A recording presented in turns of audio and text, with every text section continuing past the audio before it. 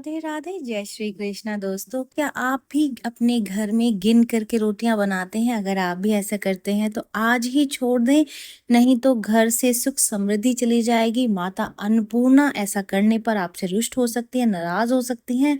आपके घर की आर्थिक स्थिति ऐसा करने से खराब हो सकती है। देखिए, घर में कई महिलाओं को, कई औरतों को ये आदत होती है कि वो रोटी बनाते वक्त रोटियों को गिन लेते हैं कि कौन आदमी कितनी रोटियां खाएगा, क्योंकि वो जानते हैं कि घर का कोई भी सदस्य कितनी रोटी खाता है ये उनको पता होता है। वो ये चाहते हैं कि जो रोटियां हैं वो खराब ना हो, वो वेस्ट ना हो।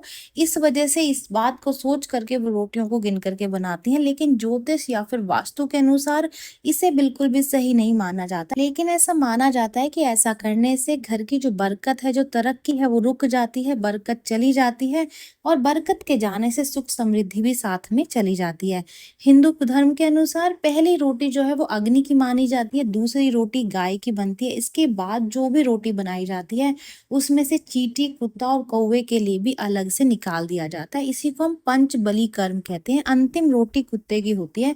पंचबली में गाय, कुत्ता, चींटी, कौवा और देव, यानी कि जिसमें कि अग्नि देवता और ये सारे देव आते हैं। जब भी रोटी बनती है तो उसका पहला हक अग्नि देवता का होता है, क्योंकि हम अग्नि से ही वो रोटी को बनाते हैं। और अग्नि में उस रोटी को समर्पित करने से सभी देवताओं को एक साथ ही भोग लग जाता है। इसके बाद गाय आदि का टाइम होता है, मतलब गाय के लिए निकाला जाता है। इसके बाद में बगैर गिने सभी सदस्यों के लिए रोटी बनाना चाहिए।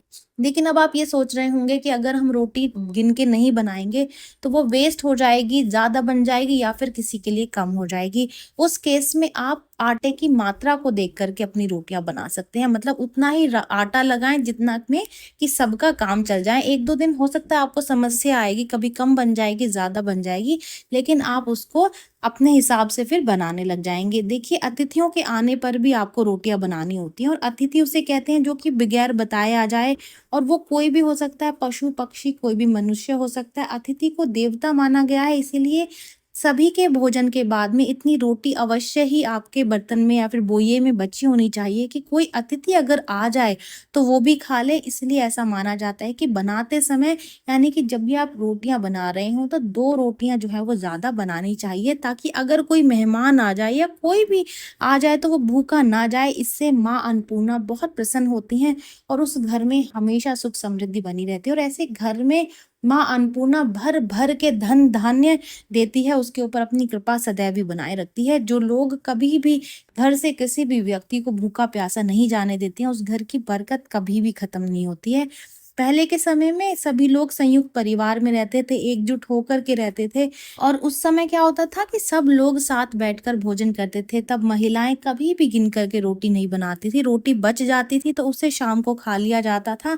या फिर घर के मेहमानों का अगर आना हो गया या फिर कोई कुछ रोटी मांगने ही आ गया तो सभी की पूर्ति उसमें हो जाती थी। लेकिन आजकल सब लोग एकल परिवार में रहने लगे हैं, अकेले अकेले रहते हैं। ऐसे में हर सदस्य के हिसाब से गिनकर रोटी बनाई जाने लगे, ताकि रोटी बचे नहीं, खाना वेस्ट ना जाए। लेकिन ज्योतिष और वास्तु के अनुसार इसको उचित नहीं माना जाता है। जैसा कि आपको बताया कि रोटियां कभी भी गिन के नहीं बनानी चाहिए। लेकिन अगर आपको ये लग रहा है कि रोटियां कहीं वेस्ट ना जाए तो आप आटे की मात्रा को ध्यान में रखते हुए रोटियां बना सकते हैं। वास्तु शास्त्र के अनुसार गिन करके रोटियां बनाना अशुभ माना गया है। इससे जहां घर की सुख समृद्धि शांति प्रभावित होती है, वहीं ऐसा माना जाता है कि ग्रह नक्षत्र भी प्रभावित होते हैं और सेहत के लिए इसको हानिकारक माना जाता है। ऐसा कहते हैं कि गेहूं सूर्य का दाना है और सूर्य के कारण ही व्यक्ति का जीवन जो है प्रभावित हो रहा है। गिनकर के रोटियां बनाने से सूर्य देव का भी अपमान माना जाता है। इसी तरह दूसरे अनाज, दाल, इन सब को भी किसी ना किसी ग्रहों का कारक माना जाता है।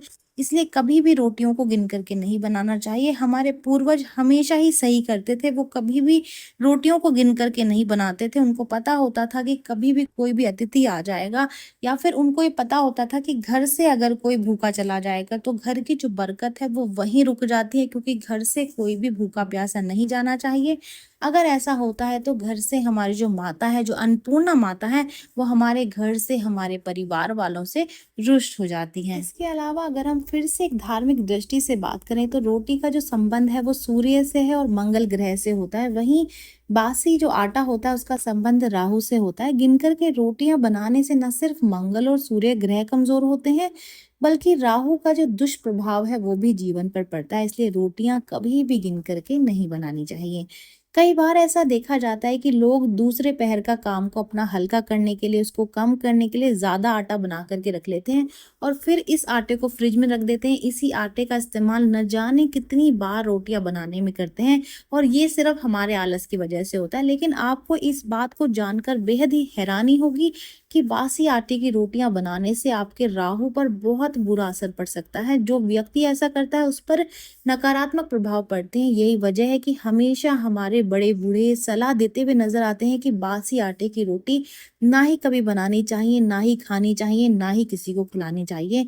इसके वैज्ञानिक कारण भी है। दरअसल बासी आटे में बैक्टीरिया बहुत जल्दी पनपने लगते हैं जो शरीर को अलग अलग तरीके से नुकसान पहुंचा सकते हैं। हिंदू मान्यता ये कहती है कि एक थाली में कभी भी 3 रोटियां नहीं रखी जानी चाहिए। ऐसा इसलिए क्योंकि किसी भी व्यक्ति की मृत्यु पर 3 रोटियां बनाई जाती हैं। शोक के 13वें दिन यानी कि 13वीं पर मृतक के सम्मान में 3 रोटियां बनाई जाती हैं। ऐसा कहा जाता है कि हर व्यक्ति को पहली रोटी गाय के लिए बनानी चाहिए। पहली रोटी घर के किसी भी सदस्य को भूल से भी नहीं देनी चाहिए। पहली रोटी गाय को देने से पितृ दोष दूर होता है, जबकि आखिरी रोटी हमेशा कुत्ते को देनी चाहिए। एक रोटी आपको अग्निदेव की भी जरूर से बनानी चाहिए। अगर आप आखिरी रोटी कुत्ते को देते हैं तो ऐसा करने से शत्रुता का जो खौफ है वो जीवन से दूर हो जाता है। ये जानकारी यहीं तक ही। जानकारी अच्छी लगी है तो वीडियो को लाइक कर दीजिए, चैनल को सब्सक्राइब कर दें, नोटिफिकेशन बेल को दबाना बिल्कुल भी ना भूलें, क्योंकि यहाँ पर इस तरीके की महत्वपूर्ण जानकारियां मिलती रहती हैं। तो चलिए मिलते हैं नई वीडियो में नई जानकारी के साथ। जय श्रीमन नारायण दोस्तों, जय श्री कृष्णा।